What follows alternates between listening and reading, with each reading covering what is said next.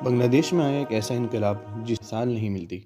5 اگست 2024 وہ دن جس دن بنگالیوں نے ایک ظالم کو ہرا دیا اور ایک زندہ ضمیر قوم اور ایک قوم ہونے کا ثبوت پیش کیا۔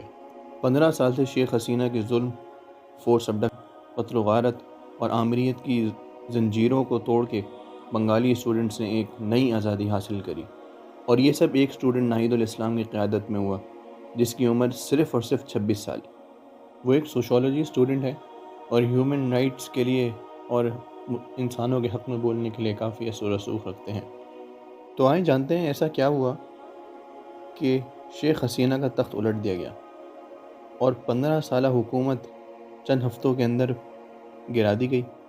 یہ کہانی شروع ہوئی کوٹا سسٹم سے، جہاں حسینہ واجد نے 30% سیٹیں اپنے لوگوں کے لیے مختص کر دی۔ یہ سیٹیں سول گورنمنٹ کی تھیں اور آمریت کے پیش نظر اس نے ایسا چاہا کہ صرف اپنے ہی بندے بھرتی کیے جائیں۔ یہ دیکھ کر اسٹوڈنٹس باہر نکلے بنگلہ دیش کے، اور ان کا آمنا سامنا ہوا عوامی لیگ کے گنڈوں سے، جو کہ حسینہ واجد کی اپنی بنائی ہوئی جماعت اور اس کا اسٹوڈنٹ ونگ ہے۔ چونکہ حسینہ واجد ایک ڈکٹیٹر، تو اس نے وہی حرکت کری جو ایک ڈکٹیٹر کرتا ہے، اور اس نے ان اسٹوڈنٹس کے ذریعے ان اسٹوڈنٹس کا قتل عام شروع کرا دیا۔ تقریباً اس دورانیے میں 300 اسٹوڈنٹس جو کہ آفیشیل ہیں اور آفیشیلی تقریباً 1000 اسٹوڈنٹس مار دیے گئے۔ جب بنگلہ دیش میں اس قدر حالات خراب ہونے شروع ہوئے تو حسینہ واجد نے 30% کوٹا سسٹم کو واپس لے لیا۔ شیخ حسینہ یہ حالات دیکھ کر مجبور ہو گئیں اور انہیں اپنا یہ کوٹا سسٹم واپس لینا پڑا۔ ان کو لگا کہ یہ کوٹا سسٹم واپس لینے کے بعد ان کی پریشانیاں دور ہو جائیں گی، مگر حقیقت اس کے بالکل برعکس تھی۔ پریشانیاں تو اصل حسینہ واجد کی اس وقت شروع ہوئی تھی۔ اس کے بعد اسٹوڈنٹس 9 نکاتی ایجنڈا لے کر سامنے آئے اور حسینہ واجد سے معافی مانگنے کی شرط سامنے رکھ دی، اور اس 9 نکاتی ایجنڈا کے مطابق حسینہ واجد کو ریزائن بھی کرنا تھا۔ مگر حسینہ واجد نے وہی کیا جو آمریت اور ایک ڈکٹیٹر کرتا، اور اس نے ان اسٹوڈنٹس کو کچلنے کے لیے بھرپور تیاری کری، جس کے اندر ہیلی کاپٹر سے فائرنگ، عوامی لیگ کے بندوں سے قتل و غارت، نتیجتاً ایک دن کے اندر تقریباً 100 بندے مار دیے گئے۔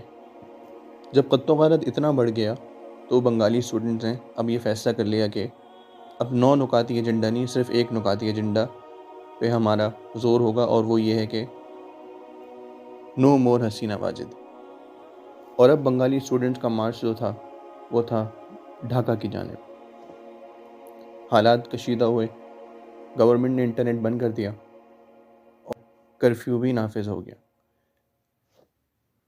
لیکن یہاں پہ ٹوسٹ یہ آیا کہ فوج نے عوام کا ساتھ دیا اور سٹیٹمنٹ دے دی کہ فوج گولی نہیں چلائے گی، کیونکہ فوج عوام کے لیے بنی ہے، اور انہوں نے اسٹوڈنٹس کو باغی یا دہشت گرد قرار دینے سے بھی انکار کر دیا۔ اب چونکہ آگ بالکل بھڑک چکی تھی تو وہاں کے chief of the army staff, انہوں نے شیخ حسینہ سے بولا کہ آپ کو 45 منٹ دیے جاتے ہیں، آپ یہاں سے نکل جائیں۔ چنانچہ شیخ حسینہ اپنے قیمتی ساز و سامان سمیت اپنی ماں کے گھر یعنی بھارت نکل گئیں، اور اس کے بعد UK چلی گئیں، جہاں پہ انہوں نے اسائلم سیک کرنے کے لیے کوششیں کر رہی ہیں، بالکل اسی طرح جس طرح ہمارے حکمران کرتے ہیں۔ اس کے بعد کیا تھا؟ بنگالیوں نے پرائم منسٹر ہاؤس پر دھاوا بول دیا، اور وہاں پہ جو چیز ان کے ہاتھ لگی انہوں نے ہتھیا لی۔ ان چیزوں میں پرائم منسٹر ہاؤس کی کرسیاں، میزیں، ریفریجریٹر، شو پیس، یہاں تک کہ شیخ حسینہ کے ذاتی سامان کی چیزیں بھی لے کے فرار ہو گئے۔ یہ بھی دیکھنے کو آیا کہ بہت سارے لوگ وہاں بیٹھ کے کھانا بھی کھا رہے تھے، اور کیوں نہ کرتے، ظاہر سی بات ہے انہی کے ٹیکس کے پیسہ تھا اور نہ کہ حسینہ واجد کے باپ کا پیسہ، اور اب یہ سامان اپنے اصل حقدار تک پہنچ چکا تھا۔ اب دیکھنا یہ کیا یہ انقلاب دراصل انقلاب ہوتا ہے، اور یہ اونٹ کس جانب بیٹھتا ہے؟ کیا یہ محنتیں رائے گاں جاتی ہیں جیسے کہ سری لنکا میں ہوا، یا یہ انقلاب حقیقی معنوں میں ایک نئی ریاست کے قیام کا؟ کیونکہ جس طرح کے معاملات وہاں چل رہے ہیں کہ فوج کے لیے بنگلہ دیشی اسٹوڈنٹس نے نو سپورٹ کا جھنڈا لہرا دیا، اور تمام لوگ جو کہ حسینہ واجد کے ساتھ منسلک تھے ان تمام لوگوں کو ہری جھنڈی دکھا دی گئی۔ اور قابل اور نوبل انعام یافتہ لوگ جیسے کہ یونس جو 2006 میں جن کو نوبل پرائز ملا تھا، ان جیسے لوگوں کو لایا جا رہا ہے. عدلیہ، پولیس، فوج، سب کے اندر صفائی کری جا رہی ہے.